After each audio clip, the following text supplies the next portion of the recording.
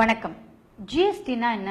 ஜிஎஸ்டினா என்னை பொறுத்த வரைக்கும் மக்கள் விரோதமான அரசு அவங்களுடைய கஜானாவை நிரப்பிக்கணுங்கிறதுக்காகவும் பெரிய பெரிய கார்பரேட்ஸை வாழ வைக்கணுங்கிறதுக்காகவும். இவங்க எதுக்கு பெரிய பெரிய கார்பரேட்ஸை வாழ வைக்க போறாங்க? ஏன்னா அவங்க கிட்டே இருந்து கோடி கோடியா லஞ்சம்ன்ற பேர்லயும் நிதின்ற பேர்லயும் அவங்க கிட்டே இருந்து தானே காசு கிடைக்கும். அதனால இந்த பெரிய பெரிய கார்பரேட்ஸை வாழ வைக்கணுங்கிறதுக்காக ஏழை மக்களின் வயத்திலையும் குடிசை தொழிலாளிகளின் வயத்தையும் அடிக்கிறதுக்காக அமல்படுத்தப்பட்டதுதான் இந்த ஜிஎஸ்டின்ற சட்டம்.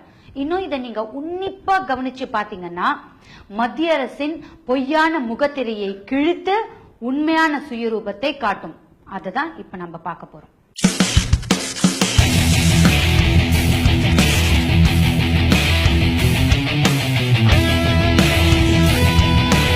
நரேந்திர மோடியின் நிறைய ரசிகர்கள், பக்தர்கள் நரேந்திர மோடி ஒரு சிறந்த பொருளாதார நிபுணர், சிறந்த பொருளாதார மேதை. அவர் தான் ஜிஎஸ்டினா என்னன்னு கண்டுபிடிச்சு இந்தியாவிலேயே அமலுக்கு கொண்டு வந்தாரு. அதனால இந்தியா கூடிய விரைவிலேயே உலக நாடுகள் மத்தியில ஒரு சிறந்த வல்லரசு நாடா வந்துரும் அப்படின்னு இவரை பத்தி பயங்கரமா புகழாரம் பாடிட்டு இருக்காங்க. அவங்களுக்கெல்லாம் ஏங்க ஜிஎஸ்டியை கண்டுபிடிச்சது நரேந்திர மோடி கிடையாது. ஆல்ரெடி 122 நாடுகள்ல ஜிஎஸ்டி அமல்படுத்தப்பட்டு இன்னைக்கு சிறப்பான முறையில செயல்படுத்திட்டு இருக்காங்க. இந்த ஜிஎஸ்டியை இந்தியாவுக்கு கொண்டு வரணும்னு நினைச்சு இந்தியாவில் அமல்படுத்தினது மன்மோகன் சிங் தான். அவர் அமல்படுத்தும் போது ஜிஎஸ்டியுடைய அதிகபட்ச சதவீதமா 18% இருந்தது. அதுக்கு நரேந்திர மோடி இது மக்களுக்கு எதிரான செயல், இதை நான் இருக்கிற வரைக்கும் அமல்படுத்த விட மாட்டேன் அப்படின்னு பயங்கரமா கண்டனம் தெரிவிச்சாரு. இதே நரேந்திர மோடி குஜராத்தின் முதலமைச்சரா இருக்கும்போது மன்மோகன் சிங் கொண்டு வந்த திட்டங்கள் எல்லாத்துக்கும் எதிர்ப்பு தெரிவிச்ச அவரு இன்னைக்கு அதே திட்டங்களை இன்னைக்கு ரொம்ப மோசமான நிலையில நடைமுறைப்படுத்திக்கிட்டு இருக்கிறாரு. நரேந்திர மோடி கொண்டு வந்திருக்கக்கூடிய இந்த அமல்படுத்திருக்கக்கூடிய இந்த ஜிஎஸ்டில 4-5 விதமா 5%, 12%, 18%, 28% இதுக்கு மேல மாநிலத்துக்கு தனியா ஒரு வரி, தமிழகத்துல பாத்தீங்கன்னா கேளிக்கை வரி அப்படின்னு கொண்டு வந்திருக்கிறாங்க. ஆக மொத்தத்துல ஜிஎஸ்டியோடைய அடிப்படையே ஒரே தேசம் ஒரே வரி, அந்த அடிப்படையே இப்ப சுக்குநூறா உடஞ்சிருச்சு. இதுக்கு மேல இவங்க என்னத்துக்கு ஜிஎஸ்டியை கொண்டு வந்து என்ன பண்ண போறாங்கன்னு தெரியல. சமீபத்துல ஒரு தொழிலதிபரை சந்திச்சு பேசிட்டு இருந்தப்போ அவர் சொல்றாரு, நான் கஷ்டப்பட்டு சம்பாதிக்கிற பணத்துல 30% வருமான வரி கட்டிடுறேன். அது போக இப்பெல்லாம் பாத்தீங்கன்னா எந்த சரக்கு வாங்கினாலும் வரி, எந்த சேவை எடுத்துக்கிட்டாலும் வரி. ஆக மொத்தத்துல இந்த சரக்கு சேவை வரின்னு அதுக்கு ஒரு 28%. சரி, இது போக இருக்கிற பணத்தையாவது எப்படியாவது சேமிக்கலாம் அப்படின்னு நினைச்சா அந்த நேரத்துலதான் கட்சியை சேர்ந்தவங்க எல்லாம் வந்து கட்சிக்காரவங்க நாங்க இந்த இடத்துல ஒரு கூட்டம் போட போறோம், காசு கொடுங்க அப்படின்னு வாங்கிட்டு போறாங்க. உள்ளூர் ரவுடிங்க எல்லாம் மிரட்டி வசூல் பண்ணிட்டு போறாங்க.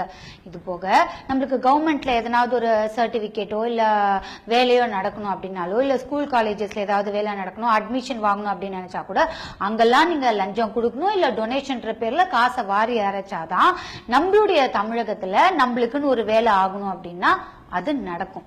சரி, இவ்வளவு வரி வாங்குறாங்களே, நம்மளுடைய இன்ஃப்ராஸ்ட்ரக்சராவது நல்லா இருக்கா அப்படின்னு நீங்க பாத்தீங்கன்னா, நான் டெய்லி ஆபீஸ் போயிட்டு இருக்கிறேன். அந்த ரோடு கிட்டத்தட்ட 20 வருஷமா அந்த ரோடு ரொம்ப கேவலமா அதே குண்டும் குழியுமா அதே நிலைமையில தான் இருக்கு.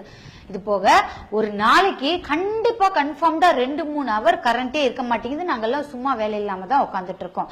சோ இவ்வளவு வரி வாங்குறவங்க இந்த பணத்தை நம்ம இன்ஃப்ராஸ்ட்ரக்சருக்கு கூட பயன்படுத்தாம வேற என்ன பண்றாங்கன்னு நீங்க நினைக்கிறீங்க? சரி, ஒரு கவர்மெண்ட்டுக்கு அவங்களுடைய கஜானா எப்படி நிரப்பப்படுது? 2 வழி. ஒண்ணு, நல்ல அரசாங்கம் எப்படி இத செயல்படுத்துவாங்க, வேலை வாய்ப்புகள் நிறைய ஏற்படுத்தி வேலை வாய்ப்புகள் கொடுத்து அதன் மூலமா தொழில் செஞ்சு அதுல இருந்து கஜானாவை நிரப்புவாங்க. இந்த தொழில் செஞ்சு கஜானாவை நிரப்புறதுக்கு தகுதி இல்லாத திராணியற்ற ஒரு அரசாங்கம் நிறைய வரிகளை விதிச்சு அதன் மூலமா கஜானாவை நிரப்புவாங்க. இப்போ சமீபத்துல இந்த ஜிஎஸ்டில பாத்தீங்கன்னா இந்த பீட்சா விக்கிறவங்களுக்கு எல்லாம் வந்து வெறும் 5% தான் போட்டிருக்கிறாங்க. இதுவே ரொம்ப கஷ்டப்பட்டு வேலை செய்யற இந்த சிறு தொழில் செய்யறவங்க, குடிசை தொழில் செய்யறவங்க, இவங்க எல்லாம் வந்து இந்த வேர்க்கடலை பர்ஃபி விக்கிற போது அவங்களுக்கு 18% போட்டிருக்கிறாங்க. இத நிர்மலா சீதாராமன் அவர்கிட்ட ஒருத்தர் கேக்குறாரு, என்ன மேடம் ரொம்ப கஷ்டப்பட்டு வேலை செய்யறவங்களுக்கு எல்லாம் வந்து ஒரு பர்ஃபி விக்கிறாங்க, வேர்க்கடலை விக்கிறாங்கன்னா அவங்களுக்கு 18% போட்டிருக்கிறீங்க, பெரிய பெரிய பிராண்டிங் வச்சு பெரிய லெவல்ல வந்து பிசினஸ் பண்றவங்களுக்கு எல்லாம் வெறும் 5% போட்டிருக்கிறீங்களே அப்படின்னு கேட்டா அதுக்கு அவங்க நிர்மலா சீதாராமன் என்ன தெரியுமா சொல்றாங்க, சரிங்க, சிறு தொழில் செஞ்சு கஷ்டப்படுறவங்க அவங்க கையிலேயே வந்து பர்ஃபி செஞ்சு ஒரு கவர்ல உருட்டி செய்யறாங்கன்னா அப்படியே செஞ்சாங்கன்னா அவங்களுக்கு எந்த வரியும் போட மாட்டோம். சிறு தொழில், குறு தொழில் இல்ல 20 லட்சத்துக்கும், திருப்பி அதே பாயிண்ட் வரேன், 20 லட்சத்துக்கு குறைச்சலா டர்ன் ஓவர் இருந்துகிட்டு நீங்க கடலை மிட்டாய் பண்ணுங்க, உங்க மேல டாக்ஸ் இல்ல.